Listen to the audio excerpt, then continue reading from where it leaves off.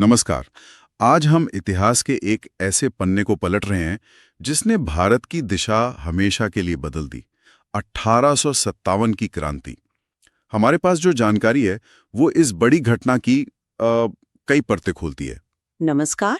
आज हमारी कोशिश रहेगी कि हम समझें कि ये सब क्यों शुरू हुआ, क्या-क्या हुआ इसमें और फिर आखिर में इसका नतीजा क्या निकला। तो चलिए इस इतिहास के सफर पर निकलते हैं। बिल्कुल, ये समझना बहुत जरूरी है कि वो कौन सी चिंगारियां थीं जो धीरे धीरे सुलग रही थीं और फिर कैसे वो एक बड़ी आग में तब्दील हो गए। और हाँ, उस आग का असर कितना गहरा और कितना दूर तक गया, हमारे स्रोत इस पर काफी रोशनी डालते हैं। तो शुरुआत करते हैं उन वजहों से जिनकी बात स्रोत करते हैं। राजनीतिक, सामाजिक, धार्मिक, आर्थिक और फौजी कारण। लगता है हर तरफ से ही दबाव बन रहा था।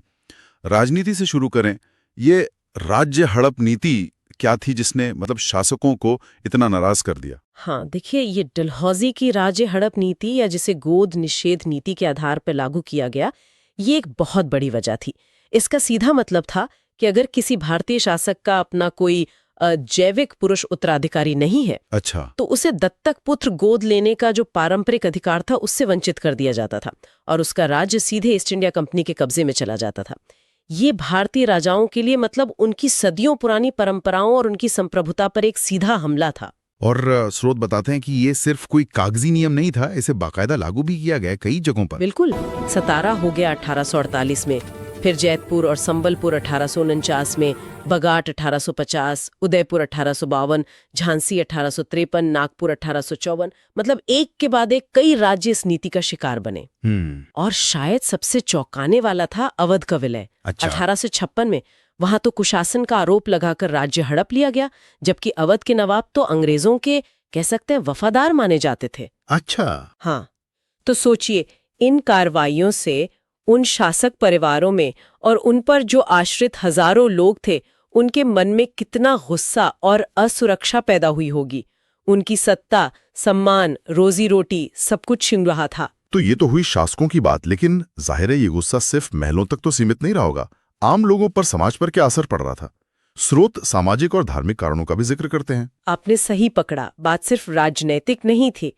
अंग्रेजों ने कुछ ऐसे सोशल सुधार भी लागू किए, जैसे सती प्रथा पर पाबंदी लगाई 1829 में और विधवा पुनर्विवाह को कानूनी इजाजत दी 1856 में। हाँ। अब आज हमें ये शायद प्रगतिशील लगे, लेकिन उस समय के भारतीय समाज के एक बड़े तबके ने, खासकर जो रूढ़िवादी वर्ग था, उसने इसे अपनी सदियों पुरानी परंपराओं और धार्मिक मामलों में सीधा दखल माना।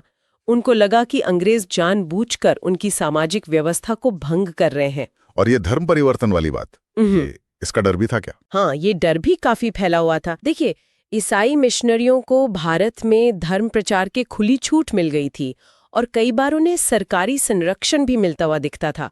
स्कूलों में, अस्पतालों में, यहाँ तक कि जेलों में भी ईसाई धर्म की शिक्षा दी जाती थी। अच्छा। जी, तो इससे आम लोगों में और खासकर सिपाहियों में ये शक गहरा गया कि अंग्रेजों का असली मकसद शायद भारत को ईसाई बनाना है। ये डर उनकी धार्मिक पहचान और आस्था पर चोट जैसा था। यानी सुधार के इरादे भी शक के दायरे में आ गए। माहौल में कह सकते हैं अविश्वास घुल रहा था। और आर्थिक मोर्चे पर तो हालात शायद और भी खराब थे, जैसा कि स्रोत बताते हैं, भारी टैक्स, बर्बाद होते उद्योग। आर्थिक शोषण तो शायद सबसे ज्यादा महसूस किया जा रहा था आम आदमी के स्तर पर। अंग्रेजों की जो भू राजस्व नीतियां थी वो बहुत कठोर थीं। किसानों पर लगान का बोझ असहनीय होता जा रहा था। फसल हो या ना हो, लगान तो चुकाना ही पड़ता था। इसके लिए उन्हें अक्सर साहूकारों से भारी ब्याज पर कर्ज लेना पड़ता था और वो बेचारे कर्ज के जाल में फंसते चले जाते थे।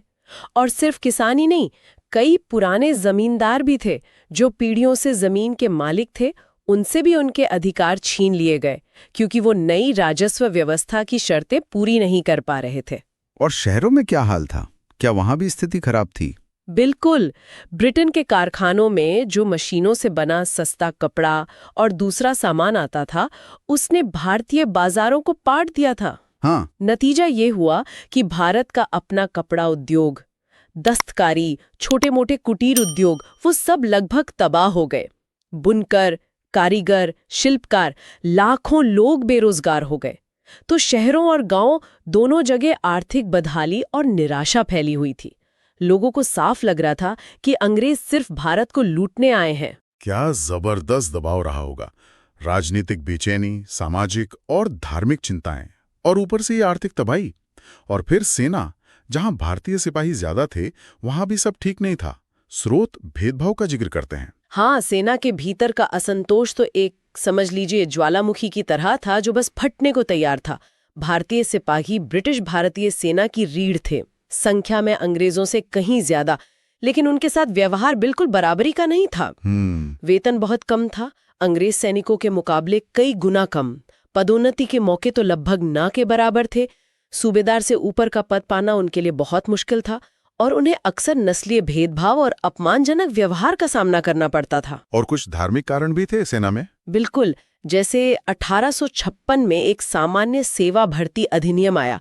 इसके तहत जो नए सिपाही भर्ती होते, उन्हें ये मानना पड़ता था कि जरूरत पड़ने पर उन्हें समुद्र पार भी लड़ने भेजा जा सकता है। अच्छा। हाँ, उस समय बहुत से भारतीय, खासकर ऊंची जाति के हिंदू, समुद्र यात्रा को धर्म भ्रष्ट करने वाला मानते थे। हाँ, ये तो था।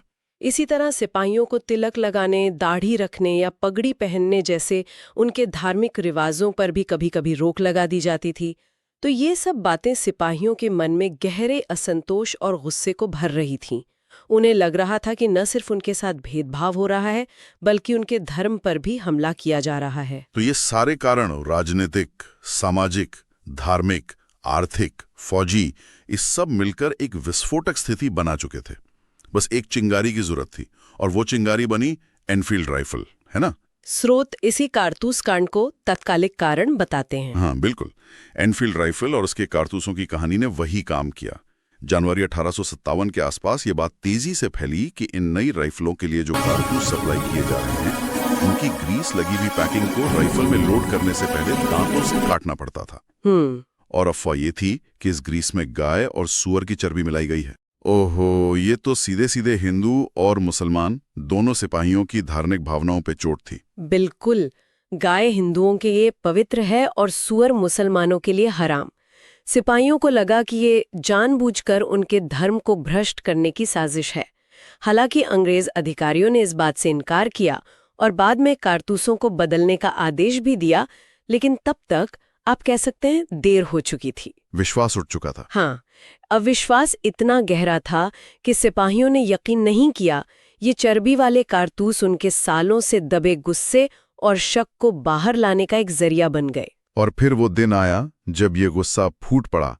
स्रोत 10 मई 1857 की तारीख और मेरठ छावनी का जिक्र करते हैं।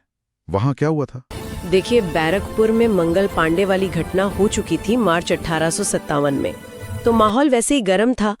फिर मेरठ में 9 मई को 85 सिपाहियों ने इन नए कारतूसों को इस्तेमाल करने से साफ इनकार कर दिया। अच्छा। उन्हें सजा के तौर पर बेइज्जत किया गया, उनकी वर्दी उतरवा ली गई और 10-10 साल की कड़ी कैद की सजा सुनाकर जेल में डाल दिया गया। ये सजा बाकी सिपाहियों को बर्दाश्त नहीं हुई। अगले ही दिन रविवार 10 मई की शाम को मेरठ छावनी के सिपाहियों ने खुला विद्रोह कर दिया। उन्होंने क्या किया फिर? उन्होंने सबसे पहले जेल पर धावा बोला और अपने उन 85 साथियों को आजाद करा लिया। फिर उन्होंने अंग्रेज अधिकारियों पर, उनके घरों पर, दफ्तरों पर हमला किया, हथियार लूटे और जो भी अंग्रेज उनके सामने आया उसे मार डाला। वो रात मेरठ में एक तरह से कत्ले-आम की रात थी। और फिर देर रात विद्रोही सिपाहियों की टोलियां दिल्ली चलो के नारे के साथ दिल्ली की तरफ बढ़ गईं। दिल्ली ही क्यों? दिल्ली पहुंचकर उन्होंने क्या हासिल किया? दिल्ली उस समय भी मतलब भारत की पारंपरिक राजधानी और मुगल बादशाहत का केंद्र मानी जाती थी। भले ही मुगल बादशाह की ताकत लगभग खत्म हो चुकी थी। हाँ, वो नाम मात्र के शासक थे। बिल्कुल। तो विद्रोही सिपाहियों के लिए दिल्ली पर कब्जा करना और बूढ़े हो चुके मुगल बादशाह बहादुर शाह जफर द्वितीय को अपना नेता घोषित करना विद्रोह को एक वैधता और एक अखिल भारतीय प्रतीक देने जैसा था। वो 11 मई की सुबह दिल्ली पहुंचे। वहां के कुछ स्थानीय सिपाहियों ने भी उनका साथ दिया और उन्होंने लाल किले पर पहुंचकर बहादुर शाह जफर को शहंशाह हिंदुस्तान घोषित कर दिया। क्या बहादुर शाह जफर इसके लिए तैयार थे? वो तो काफी बूढ़े थे। शुरुआत में वो हिचकिचा रहे थे। जाहिर है वो बूढ़े थे, उनके पास न सेना थी न संसाधन, लेकिन सिपाहियों के दबाव और शायद अपने कुछ सलाहकारों की राय पर उन्होंने अनिच्छा से ही सही नेतृत्व स्वीकार कर लिया अच्छा। और उनके नाम ने जादू का काम किया। दिल्ली पर विद्रोहियों के कब्जे और बादशाह द्वारा नेतृत्व संभालने की खबर जैसे ही फैली, ये चिंगारी आग की तरह पूरे उत्तर और मध्य भारत में फैल गई। कानपुर, लखनऊ, बरेली, झांसी, ग्वालियर, आरा, एक के बाद एक कई जगहों पर सिपाही और आम लोग उठ खड़े हुए। और इन अलग अलग जगहों पर फिर विद्रोह की कमान किसने संभाली? स्रोत कई नेताओं का जिक्र करते हैं, लगता है काफी विविधता थी नेतृत्व में। हाँ, ये इस विद्रोह की एक खास बात थी। दिल्ली में भले ही बहादुर शाह जफर नाम मात्र के नेता थे, असली सैन्य कमान जनरल बख्त खान संभाल रहे थे, जो बरेली से अपनी फौज लेकर दिल्ली आए थे। कानपुर में अंतिम पेशवा बाजीराव द्वितीय के दत्तक पुत्र नाना साहेब थे, जिन्हें कंपनी ने पेंशन देने से इनकार कर दिया था। हाँ, उनका जिक्र आ रहा है। उनके साथ उनके बेहद काबिल और वफादार सेनापति तात्या टोपे और चतुर सलाहकार अजीमुल्ला खान थे। और झांसी की रानी लक्ष्मीबाई, उनका नाम तो आज भी वीरता का पर्याय है। बिल्कुल, रानी लक्ष्मीबाई, जिनकी झांसी को भी अंग्रेजों ने हड़प लिया था, उन्होंने अपनी सेना बनाकर अंग्रेजों से लोहा लिया और उनकी वीरता की कहानियां तो आप जानते ही हैं, किंवदंती बन गई। लखनऊ में अवध की बेगम हजरत महल ने अपने नाबालिग बेटे बिरजिस कद्र को नवाब घोषित करके अंग्रेजों के खिलाफ जबरदस्त संघर्ष किया। बरेली में खान बहादुर खान थे, जो रुहेलखंड के पूर्व शासक के वंशज थे। बिहार से भी एक बड़ा नाम आता है, वीर कुंवर सिंह। सुना है काफी उम्रदराज थे वो। हाँ, बिहार में आरा यानी जगदीशपुर के लगभग 80 साल के जमींदार थे वीर कुंवर सिंह। उन्होंने इस उम्र में भी कमाल का शौर्य दिखाया। कई महीनों तक अंग्रेजों को कड़ी टक्कर दी। और फैजाबाद में मौलवी अहमदुल्ला शाह थे, जो एक बहुत करिश्माई नेता थे, और उन्होंने विद्रोह के दौरान हिंदू मुस्लिम एकता बनाए रखने पर बहुत जोर दिया। ये तो कुछ बड़े नाम हैं, लेकिन इनके अलावा हजारों गुमनाम स्थानीय नेता, जमींदार, किसान, कारीगर और सिपाही थे जिन्होंने इस लड़ाई में हिस्सा लिया। ये दिखाता है कि गुस्सा कितना व्यापक था। ये तो वाकई में एक बड़े पैमाने का संघर्ष लग रहा है, खासकर उत्तर और मध्य भारत में। लेकिन स्रोत ये भी कहते हैं कि अंग्रेज आखिर में इसे दबाने में कामयाब रहे। इतनी बड़ी बगावत को उन्होंने कैसे काबू किया? हाँ, देखिए, शुरुआत में तो अंग्रेज बिल्कुल चौंक गए थे और कई जगहों पर उन्हें भारी नुकसान भी उठाना पड़ा, लेकिन उन्होंने जल्दी ही खुद को संभाला। उनके पास कई फायदे थे। एक तो उनके पास एक एकीकृत कमान थी, बेहतर संगठन था और अनुशासन था। अच्छा। दूसरा, उनके पास ज्यादा आधुनिक हथियार थे और बेहतर रसद सप्लाई थी। तीसरा, टेलीग्राफ जैसी जो संचार व्यवस्था थी, उसने उन्हें तेजी से सूचनाएं भेजने और सेना की टुकड़ियों को कोऑर्डिनेट करने में बहुत मदद की। कम्युनिकेशन का फायदा। बिल्कुल। और चौथा, उन्होंने ब्रिटेन और दूसरी कॉलोनी से अतिरिक्त सेना मंगवा ली, जिसमें वफादार सिख, गोरखा और पठान रेजिमेंट्स भी शामिल थीं, जिन्होंने विद्रोह दबाने में मदद की। यानी इन्होंने पूरी ताकत झोंक दी इसे दबाने में। बिल्कुल, उन्होंने पूरी सैन्य ताकत और कहना पड़ेगा काफी क्रूरता के साथ विद्रोह को कुचलना शुरू किया। सितंबर 1857 तक कई महीनों की घेराबंदी और भीषण लड़ाई के बाद अंग्रेजों ने दिल्ली पर दोबारा कब्जा कर लिया। बहादुर शाह जफर को गिरफ्तार कर लिया गया। इसके बाद कानपुर, लखनऊ और दूसरे केंद्रों पर भी धीरे धीरे अंग्रेजों का नियंत्रण स्थापित हो गया। 1858 के मध्य तक आते आते विद्रोह लगभग पूरी तरह से दबा दिया गया था। और नेताओं का क्या हुआ? हमने रानी लक्ष्मीबाई और तात्या टोपे के दुखद अंत का जिक्र सुना है पहले। हाँ, कई प्रमुख नेताओं को या तो मार दिया गया या वे लड़ते हुए शहीद हो गए। रानी लक्ष्मीबाई जून 1858 में ग्वालियर के पास अंग्रेजों से लड़ते हुए वीरगति को प्राप्त हुई। तात्या टोपे लगभग 1 साल तक अंग्रेजों को चकमा देते हुए गुरिल्ला युद्ध लड़ते रहे, लेकिन अप्रैल 1859 में एक धोखेबाज की वजह से पकड़े गए और उन्हें फांसी दे दी गई। जहां उनका बाद में क्या हुआ ये स्पष्ट नहीं है। बहादुर शाह जफर पर मुकदमा चलाकर उन्हें रंगून यानी बर्मा निर्वासित कर दिया गया, जहां 1862 में उनकी गुमनामी में मौत हो गई और हजारों आम विद्रोहियों और निर्दोष लोगों को भी बेरहमी से मौत के घाट उतार दिया गया। दमन बहुत क्रूर था। ये सोचने वाली बात है कि दोनों तरफ कितनी हिंसा हुई होगी। तो आखिर ये विद्रोह जो इतने बड़े पैमाने पर फैला, पूरी तरह कामयाब क्यों नहीं हो पाया? स्रोत इसकी असफलता के क्या कारण बताते हैं? कुछ तो होंगी। हाँ, इसके कई पहलू हैं।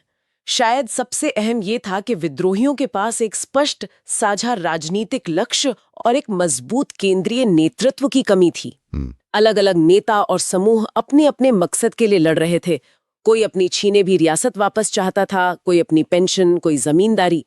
एक होकर एक नए भारत का सपना क्या होगा, इस पर कोई आम सहमति नहीं बन पाई। बहादुर शाह जफर एक प्रतीक जरूर थे, लेकिन वो प्रभावी नेतृत्व नहीं दे पाए। और क्या ये पूरे भारत में फैला था या कुछ इलाकों तक ही सीमित रहा? नहीं, यही दूसरी बड़ी वजह थी। विद्रोह मुख्य रूप से उत्तर और मध्य भारत तक ही सीमित रहा। दक्षिण भारत, पश्चिम भारत जैसे बॉम्बे प्रेसिडेंसी और पूर्वी भारत, बंगाल प्रेसिडेंसी, ये काफी हद तक शांत रहे। अच्छा। पंजाब, सिंध, राजपूताना के कई शासक और यहाँ तक कि सिख और गोरखा सैनिक भी अंग्रेजों के वफादार बने रहे और उन्होंने तो विद्रोह को दबाने में मदद भी की। हैदराबाद के निजाम, ग्वालियर के सिंधिया, इंदौर के होलकर जैसे कई बड़े भारतीय शासकों ने भी अंग्रेजों का साथ दिया। यानी समर्थन कह सकते हैं सार्वभौमिक नहीं था, अंदरूनी तौर पर भी बटे हुए थे। बिल्कुल नहीं था। यहाँ तक कि जो शिक्षित मध्यवर्ग था, जो बाद में राष्ट्रवाद का अगुवा बना, उसने भी इस विद्रोह से दूरी बनाई रखी। उन्हें शायद लगता था कि ये पिछड़ा हुआ सामंती तत्वों का विद्रोह है। और इसके अलावा जालिम विद्रोहियों के पास अंग्रेजों जैसे आधुनिक हथियार, संगठन और संचार साधन नहीं थे। उनकी वीरता के बावजूद वो एक संगठित और साधन संपन्न साम्राज्यवादी ताकत के सामने टिक नहीं पाए। तो ये मुख्यतः एक सैन्य विद्रोह था जिसमें कुछ क्षेत्रों में जनसमर्थन मिला, लेकिन ये एक अखिल भारतीय स्वतंत्रता संग्राम का रूप नहीं ले सका।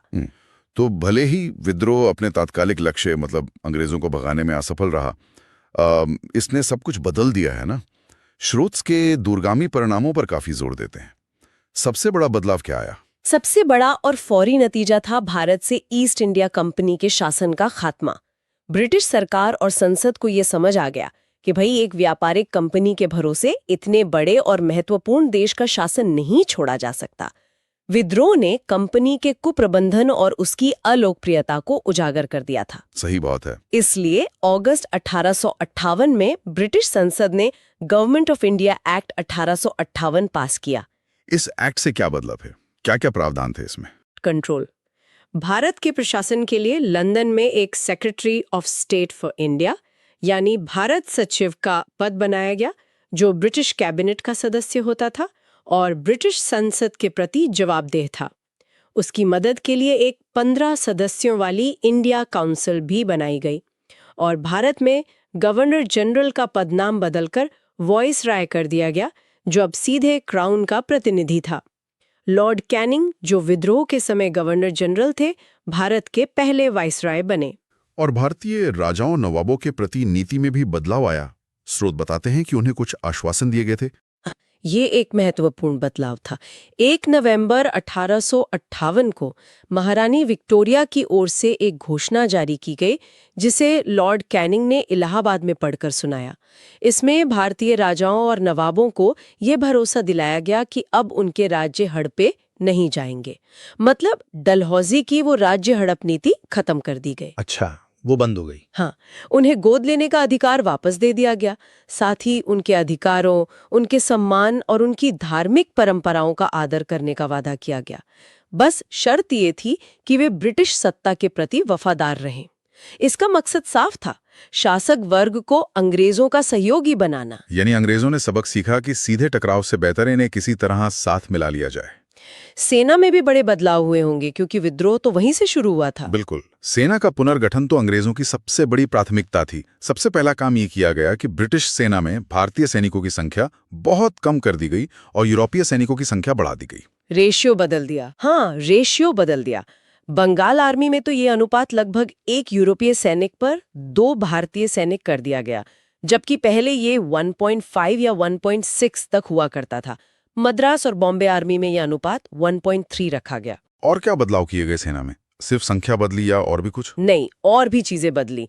जैसे तोपखाने जैसे जो महत्वपूर्ण और संवेदनशील विभाग थे, वो पूरी तरह से यूरोपीय सैनिकों के नियंत्रण में रखे गए। भारतीय सैनिकों को ऊंचे पदों से दूर रखा गया और एक बहुत चालाक नीति अपनाई गई, फूट डालो और राज करो की। अच्छा, सेना में भी? हाँ, सेना में सिपाहियों को उनकी जाति, धर्म और क्षेत्र के आधार पर अलग अलग रेजिमेंटों में बांटा गया, जैसे Sikh regiment, Gorkha regiment, Rajput regiment वगैरह। मकसद ये था कि उनमें आपसी एकता ना पनप सके और वो एक होके फिर से विद्रोह ना कर सके। जिन समुदायों ने विद्रोह में बढ़ चढ़कर हिस्सा लिया था, जैसे अवध के सिपाही, उन्हें गैर लड़ाकू घोषित कर दिया गया और सेना में उनकी भर्ती बहुत कम कर दी गई। ये दिलचस्प है कि जहां अंग्रेज फूट डालो की नीति अपना रहे थे, वहीं स्रोत इस विद्रोह के दौरान हिंदू मुस्लिम एकता को एक खास बात के तौर पर बताते हैं। ये कैसे हुआ? हाँ, ये 1857 की सबसे सकारात्मक और महत्वपूर्ण बातों में से एक थी, इसमें कोई शक नहीं। तमाम मतभेदों के बावजूद इस विद्रोह में हिंदुओं और मुसलमानों ने कंधे से कंधा मिलाकर एक साझा दुश्मन के खिलाफ लड़ाई लड़ी। बहादुर शाह जफर, एक मुसलमान बादशाह, को हिंदुओं और मुसलमानों दोनों ने अपना नेता माना। कानपुर में नाना साहेब, जो हिंदू थे, उनके साथ अजीमुल्लाह खां मुसलमान थे। सही बात है। झांसी की रानी लक्ष्मीबाई की सेना में उनके वफादार तोपची मुसलमान थे। कई जगहों पर आम लोगों ने धर्म का भेद भुलाकर एक दूसरे का साथ दिया और मिलकर अंग्रेजों का सामना किया। ये एकता अंग्रेजों के लिए बहुत बड़ी चिंता का सबब थी और इसीलिए उन्होंने बाद में जानबूझकर दोनों समुदायों के बीच खाई पैदा करने की कोशिश की। तो भले ही ये एकता बाद में उस तरह कायम न रह सकी, लेकिन 1857 ने ये दिखा दिया कि ये संभव है। और अगर हम लंबे समय के असर की बात करें, तो क्या हम कह सकते हैं कि इस विद्रोह ने भारतीय राष्ट्रवाद की नींव रखी? निश्चित रूप से। भले ही 1857 का विद्रोह अपने तात्कालिक लक्ष्यों में नाकाम रहा, लेकिन इसने भारतीय इतिहास पर एक अमिट छाप छोड़ी। ये पहला इतना बड़ा और व्यापक सशस्त्र संघर्ष था जिसमें भारत के अलग अलग हिस्सों के लोग, सिपाही, शासक, जमींदार, किसान, सब मिलकर विदेशी हुकूमत के खिलाफ खड़े हुए थे। इसने कंपनी राज की जड़ें हिला दी और ब्रिटिश सरकार को अपनी नीतियां बदलने पर मजबूर कर दिया। और लोगों की सोच पर क्या असर पड़ा इसका? शायद सबसे बड़ा असर मनोवैज्ञानिक था। इसने भारतीयों के मन से अंग्रेजों की अजेयता का जो एक भ्रम था, उसे तोड़ दिया। लोगों ने देखा कि अंग्रेजों को चुनौती दी जा सकती है, उन्हें हराया जा सकता है। भले ही अंत में वो हार गए, लेकिन रानी लक्ष्मीबाई, तात्या टोपे, कुंवर सिंह, बेगम हजरत महल जैसे नायकों के बलिदान और उनकी वीरता की कहानियों ने आने वाली पीढ़ियों को प्रेरणा दी। इसने एक राष्ट्रीय चेतना को जगाया। लोगों में धीरे धीरे ये भावना पनपने लगी कि वे सब एक हैं और उनका दुश्मन भी एक है। इसने भविष्य के स्वतंत्रता संग्राम के लिए, आप कह सकते हैं, जमीन तैयार की। इसीलिए कई इतिहासकार इसे भारत का पहला स्वतंत्रता संग्राम भी कहते हैं। तो संक्षेप में देखें तो 1857 की ये घटना सिर्फ एक असफल विद्रोह नहीं थी। ये भारतीय इतिहास का एक निर्णायक मोड़ था। इसने ईस्ट इंडिया कंपनी के राज को खत्म किया, ब्रिटिश शासन की शक्ल बदली और सबसे बढ़कर इसने उस राष्ट्रीय भावना की चिंगारी जलाई जो आगे चलकर आजादी की लड़ाई में तब्दील हुई। बिल्कुल सही कहा आपने। इसकी विफलता के कारणों से ज्यादा महत्वपूर्ण शायद इसके परिणाम और इसका प्रतीकात्मक महत्व है। उन अनगिनत लोगों का बलिदान जिन्होंने उस वक्त अपने अपने तरीके से विदेशी सत्ता को चुनौती देने की हिम्मत दिखाई, वो आज भी हमें याद दिलाता है कि आज़ादी का सफ़र कितना लंबा और कठिन रहा है। ये सिर्फ इतिहास का एक अध्याय नहीं, बल्कि एक सबक है और एक प्रेरणा भी। इस सारी जानकारी और विश्लेषण के बाद एक सवाल मन में आता है। हम इसे अक्सर असफल विद्रोह कहते हैं, लेकिन क्या ऐसा हो सकता है कि इसकी असली सफलता इसके तात्कालिक नतीजों में नहीं, बल्कि उस गहरे मनोवैज्ञानिक बदलाव में की जिसने भारतीयों की सोच बदली और भविष्य की पीढ़ियों को यकीन दिलाया कि आज़ादी हासिल की जा सकती है और उसके लिए लड़ना जरूरी है? शायद इसकी सबसे बड़ी विरासत यही हो। अब देखिए अगले भाग में राजस्थान में 1857 की क्रांति कैसे हुई, कौन थे इसके वीर योद्धा और कहां-कहां फूटा विद्रोह का ज्वालामुखी। अगले पार्ट में राजस्थान में 1857 की क्रांति मत भूलिए देखना हिस्ट्री जंक्शन पर।